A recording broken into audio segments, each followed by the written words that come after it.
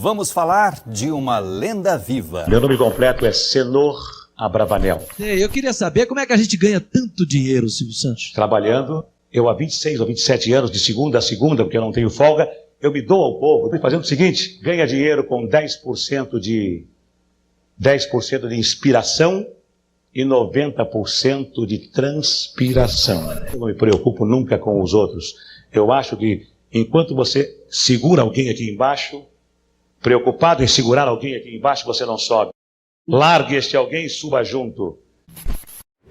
Filho de um imigrante grego, senhor Alberto Abravanel, com uma imigrante turca, dona Rebeca Abravanel, nascia em 12 de dezembro de 1930, Senor Abravanel.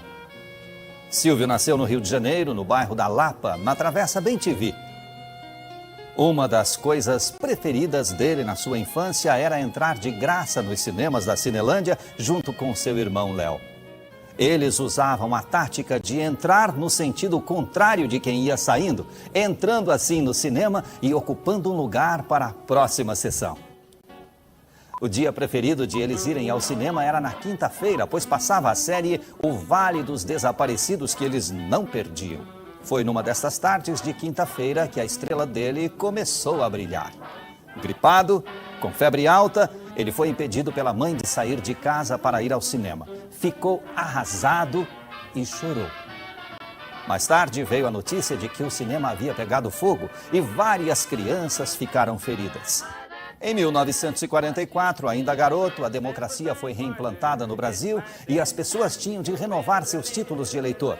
Ainda menino, andando pela Avenida Rio Branco, Silvio observa um camelô vendendo com enorme facilidade carteirinhas plásticas, portas-título de eleitor por R$5.000.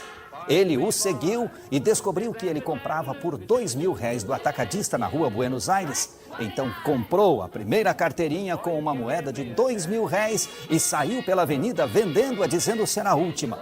Foi buscar mais duas e assim nascia o camelô que fazia ponto na Avenida Rio Branco com a Rua do Ouvidor. Havia no máximo 15 pessoas trabalhando como ambulantes e o campeão de vendas era o seu Augusto. Ele vendia mais de 200 canetas em uma hora. Silvio então colou no seu Augusto e aprendeu com ele que primeiro tinha que destacar as vantagens e as funções do produto e só por último falar o preço. Até a bancada para colocar seus produtos, Silvio mandou fazer igual ao do seu Augusto. Mas Silvio foi além do mestre. Implantou manipulações de moedas e baralhos para atrair novos fregueses e tirava balas e chocolates da orelha da criançada. Em poucos dias, já vendia mais que seu Augusto, chegando a ganhar 5 salários mínimos por dia. Tudo isso na hora do almoço do Rapa. Seus primeiros empregados foram Pedro, seu amigo, e seu irmão Léo. Léo ficava de olho para ver se o Rapa não vinha, enquanto Pedro fazia a vez de escada, aquele que falava: "Nossa, são as melhores canetas que já comprei, me dê mais 5, por favor." Certa vez, o diretor-geral da fiscalização foi pessoalmente falar com Silvio e lhe entregou um cartão com o nome de um amigo da Rádio Guanabara, pois achava a voz do Silvio muito boa e disse que não o queria mais nas ruas. Mais uma vez, a sorte batia na porta de Silvio.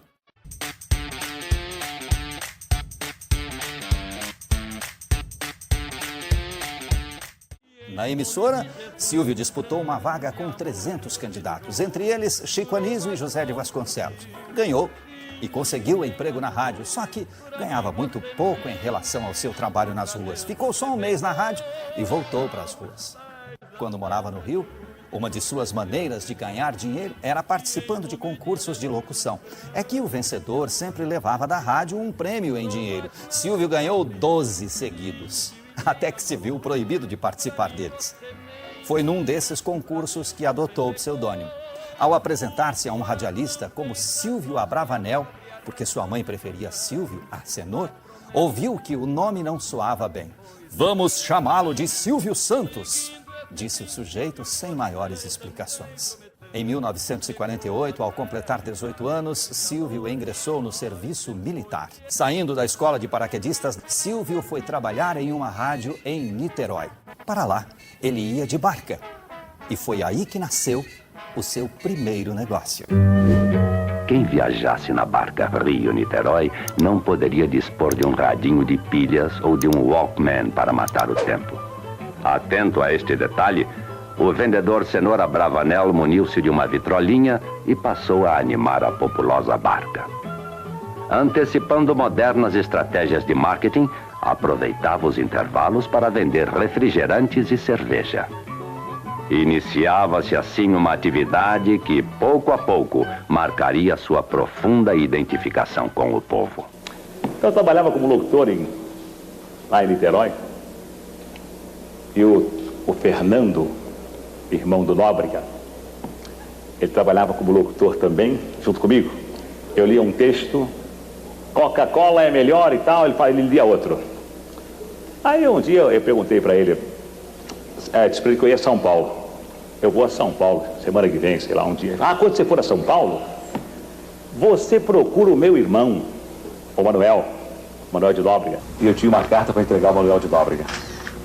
Mas eu não sei por que razão eu não quis entregar a carta, não, porque coincidentemente se realizava na Rádio Nacional um teste para locutores.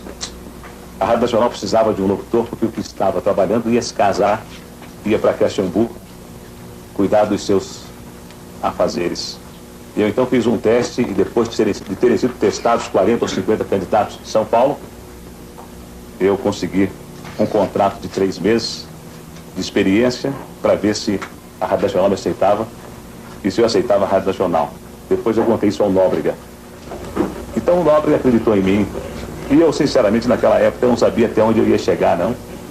Eu estava fazendo 3 meses de experiência, precisava voltar para o Rio, mas acabei ficando em São Paulo. Quando eu cheguei em São Paulo para ficar uma semana e até hoje eu continuo em São Paulo. Cheguei em São Paulo para visitar São Paulo e entrei de brincadeira no concurso de locutores, ganhei o concurso de locutores. E acabei fazendo a minha vida em São Paulo e acabei fazendo tanta coisa que eu nem estava pensando em fazer. No final da década de 50, Cenoura Abravanel lança a semente que em muito pouco tempo resultaria em frutos grandiosos. Em fevereiro de 58 foi fundada a distribuidora Ali Limitada, com o objetivo de oferecer à comunidade nova e atraente alternativa de poupar pequenos valores. O Silvio Santos foi fazer um programa e esse programa era de prêmios, claro. Era um programa da cerveja Mossoró, se esgotou no mercado de São Paulo e era também patrocinado pelas casas Ferlavian, que era uma casa de calçados. Mas foi daí que começou? Não foi o programa que fez tudo isso, não. O programa fez o Baú da Felicidade. E o Baú da Felicidade fez tudo isso. João Pedro, você me faz o favor, porque nós temos que localizar as ruas para que eu entregue os baús de brinquedos. Você me auxilia quando nós saímos daqui, você localiza as ruas para mim e eu mando entregar uns baús que não iriam mais ser vendidos. E o João Pedro foi localizar as ruas para mim, para que eu entregasse os baús, que eram poucos. Naquele ano eram 600 ou 700 que não foram entregues. E aí o João Pedro, hoje, ele é o executivo responsável pelo Baú da Felicidade. Em 1963, a pequena Cenoura Abravanel cedeu lugar à BF Utilidades Domésticas e Brinquedos Limitada, empresa responsável pelas ramificações do grupo. Eu não tinha televisão, eu tinha um estúdio, que eu fazia 2 programas. Fazia o programa Silvio Santos de domingo e fazia um outro programa na quinta-feira, no tempo da Tupi, que era Cidade contra a Cidade, depois foi mudando de nome, eu tinha 2 programas. E para fazer os 2 programas eu tinha um estúdio. Pronto, meus amigos, já estamos assumindo o comando, como disse o Lombardi, de mais um programa Silvio Santos Diferente, gravado nos estúdios Silvio Santos de Cinema e Televisão, na Vila Guilherme, em São Paulo, Brasil, e transmitido por uma porção de emissoras brasileiras. Como vocês sabem, este programa, felizmente, a cada semana que passa, vai ficando melhor, e de acordo com os boletins de audiência, este programa já é o primeiro colocado em audiência nas noites de sexta-feira em São Paulo. Chegou ao meu conhecimento de que eu não ia mais poder alugar horário. Que não ia ser difícil alugar horário. Aí o Moisés Veltman, que já morreu, chegou perto de mim e falou assim: ó Silvio Santos, por que você não entra na concessão de um canal de televisão que vai abrir no Rio? Falei, mas Moisés, você acha que vão dar televisão pro camelô? Você tá ficando louco? Vão dar televisão pro peru que fala? Não vão dar televisão para ninguém. Deixa isso pra lá, vai. Mas botou aquele negócio na minha cabeça. Eu não nasci dono de televisão. Eu fui dono de televisão porque os donos de televisão fecharam as portas para mim. E eu então, quando se fecha uma porta, Deus abre uma janela. Fui obrigado a ser dono de televisão, a comprar 50% de ações. Eu não nasci dono de televisão, nasci animador de programas. Continuaria sendo animador de programas se os homens não fossem tão vaidosos, tão poderosos. Então, nesses anos todos de locutor comercial, e depois de animador, depois de corretor de anúncios, depois de produtor de programa, depois de empresário, enfim, nesses anos todos, eu me sentia como um aluno que começou no curso primário, passou para o ginasial e tinha que fazer um vestibular para ingressar na universidade. E é como eu me sinto hoje, com tanta gente olhando para mim, e com um outro homem que também conversou comigo e, no meio de alguns candidatos, disse: eu não sei, mas parece que esse coroa vai bem. Parece que ele tem condições de fazer alguma coisa. E nesse momento em que todos vocês acreditam em mim, em que todos vocês, especialmente o senhor ministro, acham que eu posso fazer uma estação de televisão e possivelmente uma rede de televisão, eu tenho certeza que ao ingressar nesta faculdade, se há 20 anos atrás eu não sabia que seria um homem vitorioso, eu tenho certeza que com a ajuda de Deus e com a ajuda de amigos, eu vou ser um homem vitorioso na televisão. A câmera de televisão transforma os homens nos anjos e as mulheres nos mais santas. Mas vocês vão ver como a vaidade, como o orgulho, como o desejo de realização faz com que o homem progrida ou regrida.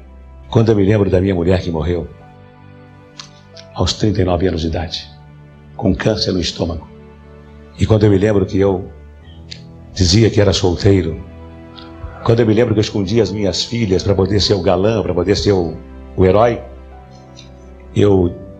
quando falo com a minha consciência, eu acho que é uma das coisas imperdoáveis que eu fiz diante da minha imaturidade.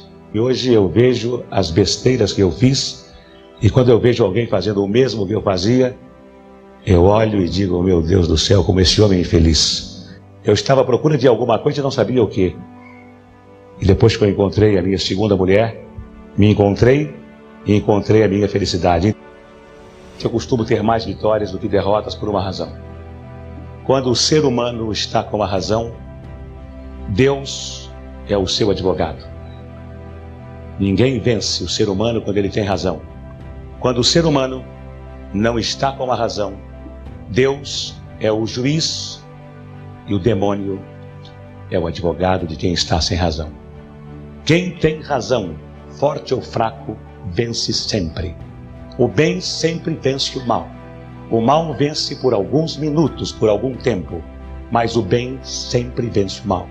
E não teríamos razão para viver.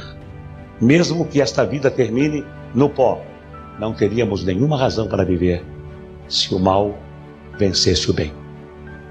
Deus me deu saúde, Deus me dá raciocínio, Deus me deu consciência que me rege primeiro, razão que me rege segundo, coração que me rege em terceiro. Quando a minha emoção começa a tomar conta de mim, vem a minha razão e fala: o que é isso? Que besteira é essa? E ainda quando a minha emoção vem da minha razão, vem a minha consciência e fala: olha, eu vou te acompanhar até o último suspiro, hein? Então, a minha razão policia a minha emoção e a minha consciência policiam a minha razão e a minha emoção. Então, eu me preocupo com hoje, só hoje. Amanhã, se eu tiver saúde, e esse Deus, que pode ser o meu Deus, que pode ser o Deus que está dentro de cada um de nós, que pode ser o Deus natureza, o Deus dos ecologistas, que pode ser o Deus dos budistas, não importa. Esse Deus que nos rege e que nos diz o seguinte: amai aos outros como a ti mesmo. Muita gente pergunta para mim: e o teu dinheiro? O dinheiro é muito subjetivo. O dinheiro, ele representa alguma coisa dependendo de quem vai usar o dinheiro. O meu dinheiro não é nada na frente do Rockefeller. O meu dinheiro não é nenhum na frente dos homens que saíram na Veja com $1 bilhão. O dinheiro é aquilo que a pessoa acha que é subjetivo. Então o meu dinheiro não representa nada. E se eu amanhã não tiver mais nada, mas se eu tiver a minha voz, eu no Rio com 14 anos era camelô e vendia canetas e outras mercadorias em português. Agora eu vendo em português, em castelhano e também vendo em inglês. E dá para ganhar a vida, porque eu não como mais do que as minhas torradas, para não engordar. Eu não visto mais do que as camisas 3 ou 4 que eu gosto. E eu não calço mais do que 2 ou 3 sapatos que eu gosto, embora tendo 50. O que eu tenho que fazer? Plantar cana. Eu vou ser o melhor plantador de cana. Não para ganhar dinheiro, nem pelo poder. Pela satisfação de fazer o melhor de mim. E o dia que o governo não quiser mais do Silvio Santos como concessionário, chega perto de mim e fala, não quero mais. Eu entrego. Eu não nasci dono de televisão. Eu fui dono de televisão porque os donos de televisão fecharam as portas para mim. E eu então, quando se fecha uma porta, Deus abre uma janela. Fui obrigado a ser dono de televisão, a comprar 50% de ações. Eu não nasci dono de televisão, nasci animador de programas. Continuaria sendo animador de programas se os homens não fossem tão vaidosos, tão poderosos. Sou um homem vaidoso pela minha condição de animador, mas não quero ser um homem poderoso. Não precisa ser poderoso.